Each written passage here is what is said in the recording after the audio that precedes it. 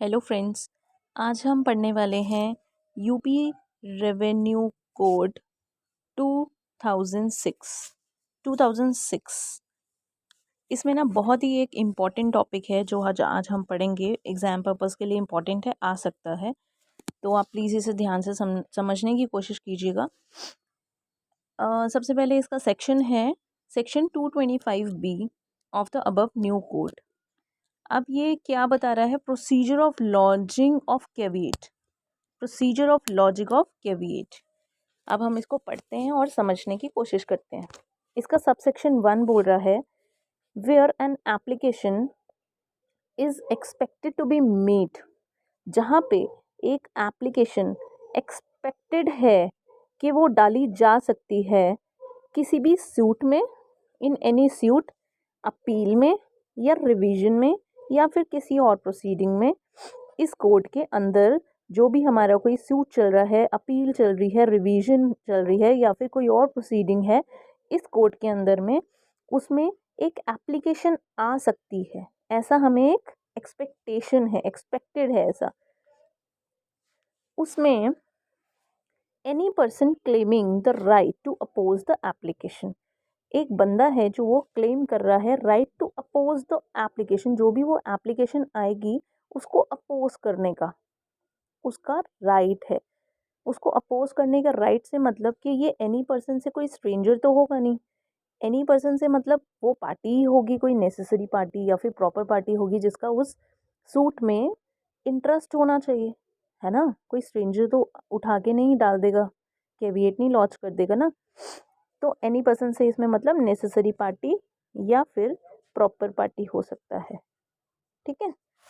अच्छा, आगे बढ़ते हैं अब हम।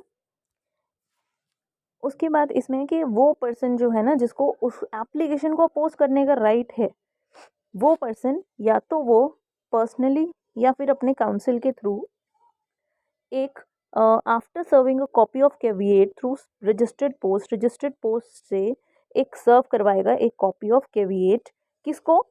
Bye whom the application is expected to be made, जो वो एप्लीकेशन लगा सकता है ना, जो जो पार्टी वो एप्लीकेशन डाल सकती है in the mid of suit या फिर अपील या रिवीजन या अदर प्रोसीडिंग में, जो वो एप्लीकेशन लगा सकती है उसको उसको एक कॉपी रजिस्टर्ड पोस्ट से सर्व करनी पड़ेगी और कैविएट को कोर्ट में लॉन्च करना पड़ेगा, ठीक है।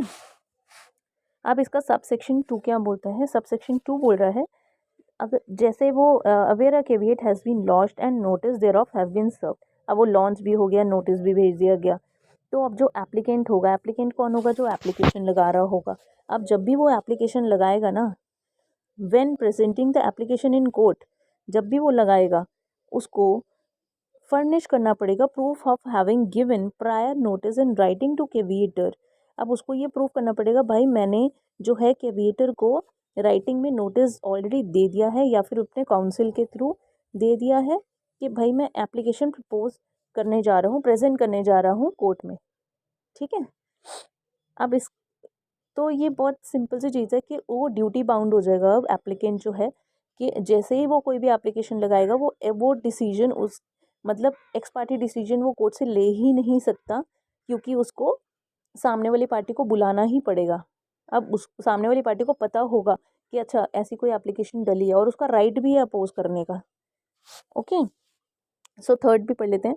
थर्ड भी बोल रहा है if any caveat is filed under this section, अगर इस सेक्शन में कोई भी कैविएट फाइल हो चुका है उसकी एंट्री होनी चाहिए। Same shall be made in register of caveat in manner prescribe, जो भी मैनर प्रिस्क्राइब्ड है उसको उसके रजिस्टर में एंट्री उसकी होनी चाहिए। आई होप कि आप समझ पा रहे हैं ये टॉपिक। इस टॉपिक का लेमेंस लैंग्वेज में अगर हम समझेंगे ना, तो इस टॉपिक में सिर्फ इतना ही है कि जैसे मान लीजिए कि दो पार्टीज़ हैं, उनके बीच में कोई सूट चल रहा है। मान लीजिए दो नेबर हैं, ठीक है। अब उनके आपस में कोई इश्यूज़ चल रहे हैं प्रॉपर्टी को लेके या जो भी है, ठीक है। अब एक पार्टी जो है ना वो अपनी प्रॉपर्टी, अपनी बिल्डिंग बना रही है, कोई कंस्ट्रक्शन वर्क चल रहा है। अब उसे ये अप्रीहेंशन हो गया भाई इससे तो मेरा ऑलरेडी चल ही रहा है पंगा, तो अब ये जाके एप्लीकेशन ना लगा दे कोई स्टे वगैरह की, तो मुझे बड़ी प्रॉब्लम हो जाएगी। और अगर मेरे मतलब पहुँचे बिना वहाँ कोई डिसीजन आ गया तो मैं क्या करूँगा। तो उससे पहले ही वो कोर्ट में ये बोल देता है, भाई मुझे ऐसा अंदेशा है कि ये मेरे अगेंस्ट में कोई एप्लीकेशन लगा सकता है, ठीक है। तो उससे पहले मैं एक कैविएट लॉन्च कर रहा हूँ कि जैसे ही कोई एप्लीकेशन लगेगी मुझे नोटिस आ जाना चाहिए, क्योंकि मैं उसको डिफेंड करने के लिए आऊँगा। मुझे पता होना चाहिए मेरे बिना प्रेजेंट हुए वहाँ पे उसका डिसीजन ना दिया जाए। तो वो ऐसा एक लॉन्च कर देता है, उसको कैविएट बोलते हैं। आई होप कि आप अंडरस्टैंड कर पा रहे हैं। Thank you.